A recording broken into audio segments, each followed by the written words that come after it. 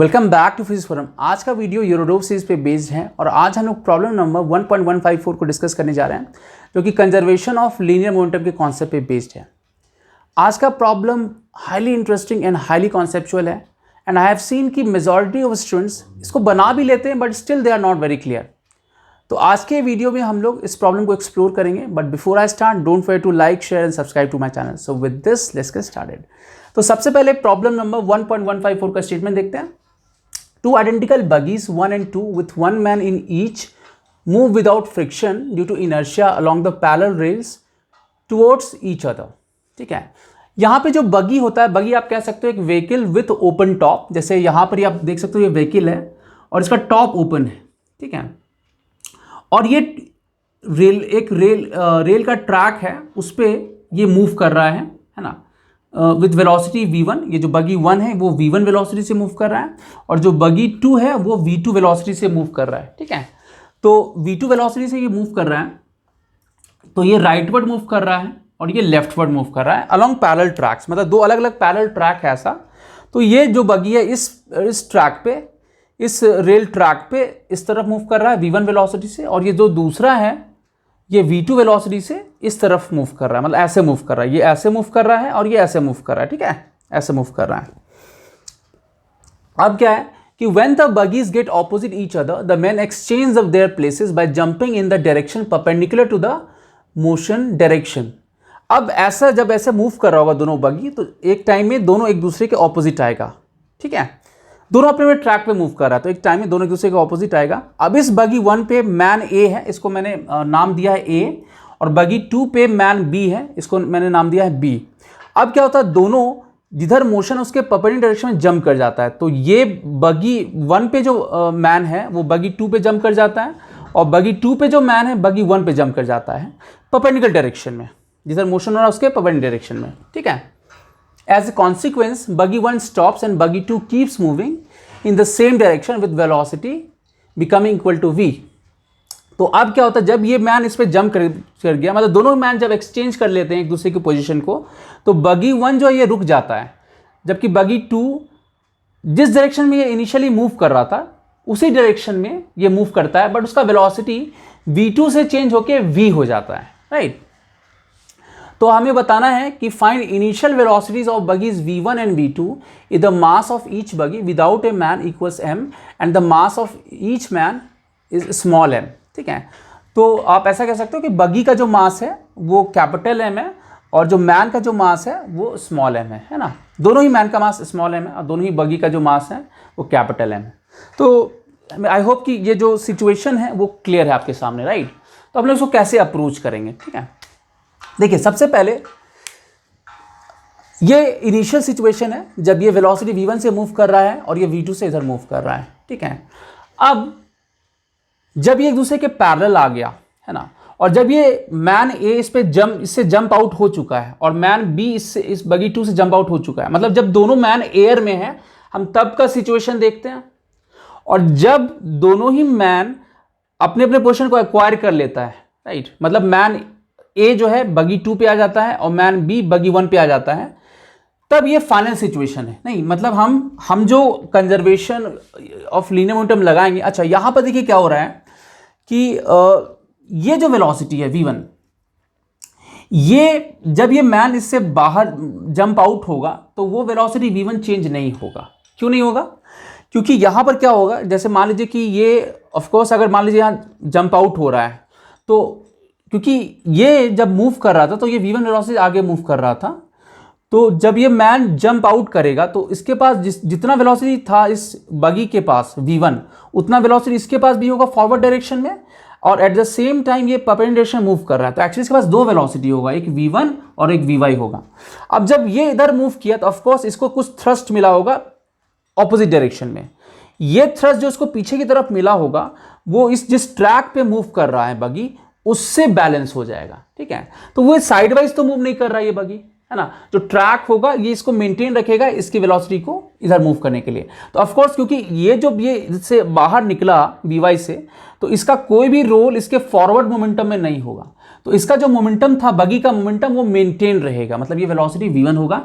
और same logic से इसका वेलोसिटी v2 होगा। ये हम कब की बात करें, जब दोनों ही मैन अपने अपने रिस्पेक्टिव बगी को छोड़ चुका है और हवा में है, ये तब का सिचुएशन है।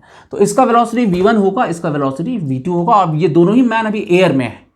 अब जब वो जंप करके पहुंच गया, मतलब b बगी 1 पे पहुंच गया और a बगी 2 पे पहुंच गया, तब इसका वेलोसिटी 0 हो गया। और इसका जो वेलोसिटी है, लेट्स इसको v2 डैश बोल रहे हैं, तो ये v है, और जो कि लेफ्टवर्ड डायरेक्शन में ही है। ठीक है, तो अब इस दोनों सिचुएशन के बीच में हम लोग कंजर्वेशन ऑफ लीनियर मोमेंटम लगा सकते हैं, लेकिन हमें सिस्टम बहुत वाइजली चूज करना पड़ेगा।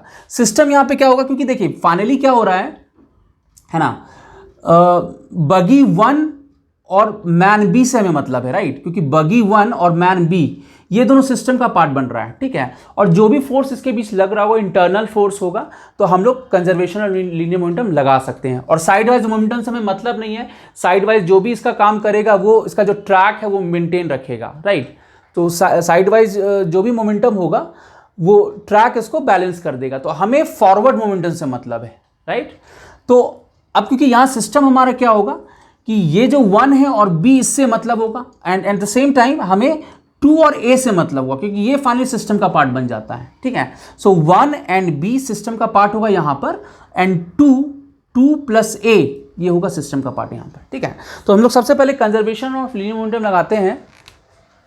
So from conservation of linear momentum for बगी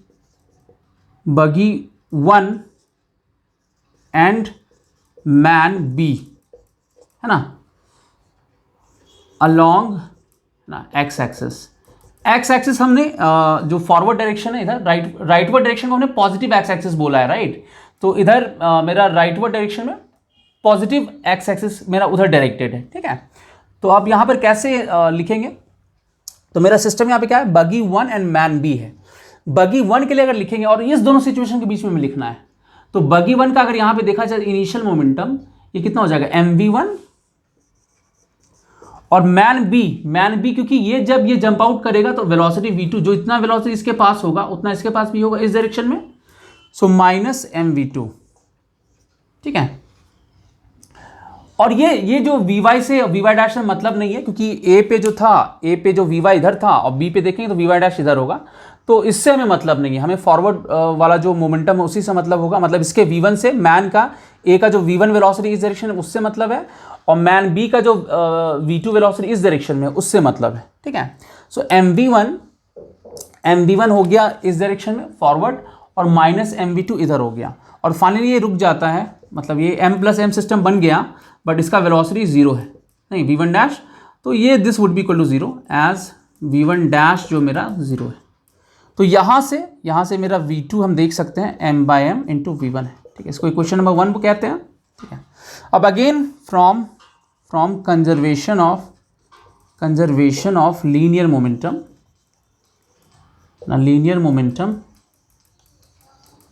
है ना, फॉर बगी 2 and man A along x axis, नहीं लॉन्ग एक्स एक्सिस, बगी 2 एंड मैन ए।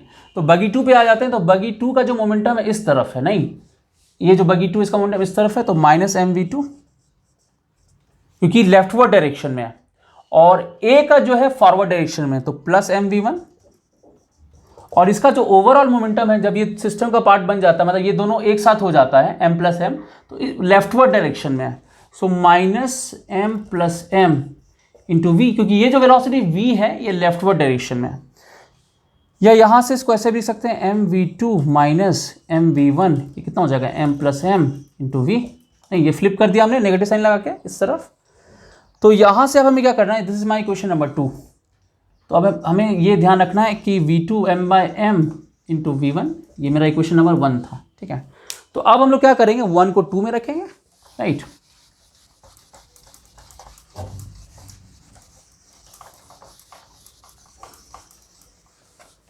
तो अब हम लोग पुट वन इंटू, नहीं, सो m और V2 मेरा कितना हो गया m bye M into V1, नहीं minus M V1 is equal to m plus M into V हो जाएगा।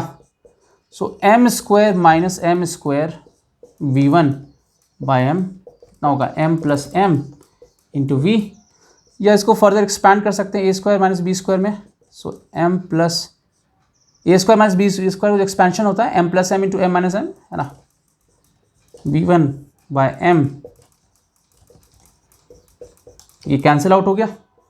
तो यहाँ से V1 जो मेरा आया वो कितना आ गया mv by M minus M, तो V2 कितना आ जाएगा, V2 मेरा m bye M into V1 है, नहीं सो m बाय एम और V1 रख देते हैं mv by M minus one, ठीक है, तो कितना आ गया mv by M minus one, ठीक है। तो ये दोनों ही वैल्यू मैग्नीट्यूड, मतलब हमारे पास मैग्नीट्यूड आ गया। अगर इसी चीज़ को वेक्टर फॉर्म में लिखना हो, दोनों वेलोसिटी को, जो वेलोसिटी आया ये तो मैग्नीट्यूड आया इसका, अगर इसको वेक्टर फॉर्म में लिखना हो तो V1 को हम लोग लिखेंगे m इंटू माइनस वी लिखेंगे। माइनस वी इसलिए लिखेंगे क्योंकि V1 जो मेरा है वो राइटवर्ड डायरेक्टेड है और ये जो वेलोसिटी V है वो लेफ्टवर्ड डायरेक्टेड है। क्योंकि हमें V1 को V के टर्म एक्सप्रेस करना है तो वेक्टरली हमें ऐसे लिखना पड़ेगा, ठीक है। और अगर हम V2 लिखेंगे तो V2 जो होगा वो mv ही रह जाएगा, क्योंकि यहाँ पर V2 का डायरेक्शन V2 इस तरफ है और VV लेफ्टवर्ड ही है, V2 लेफ्टवर्ड है और VV लेफ्टवर्ड है। तो वेक्टर फॉर्म में हम लोग इस तरीके से लिखेंगे V1 V2 को, वेलोसिटी वेक्टर को, ठीक है। Interesting. So that's all for this video. यूरोडो सीरीज के नेक्स्ट वीडियो में हम लोग फिर मिलेंगे एक नए इंटरेस्टिंग प्रॉब्लम के साथ। Till then take care, good bye.